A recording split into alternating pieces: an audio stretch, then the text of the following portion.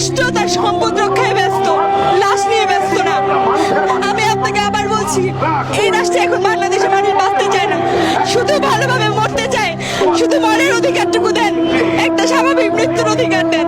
52 ভাষা আন্দোলনে মারা গেছিল মাত্র 12 জন। সালাম, রফিক, জব্বার, বরকতের নাম আপনি জানেন। এই আন্দোলনে কত কত শিক্ষার্থী মারা গেছে, আপনি নিজের বিবেককে প্রশ্ন করেন। আপনি হিসাবও জানেন না। বেওয়ারিশ লাশ না, এই বেওয়ারিশ লাশ হচ্ছে বাংলাদেশের চেতনা বেওয়ারিশ হয়ে গেছে। বাংলাদেশের মুক্তিকামী মানুষ যে স্বাধীনতা, সেই স্বাধীনতা বেওয়ারিশ হয়ে গেছে। সেই স্বাধীনতাকে দাফন করা হয়েছে বেওয়ারিশ নাম দিয়ে। বাধা তো সবকিছুতে, শান্তিপূর্ণ মানববন্ধন না।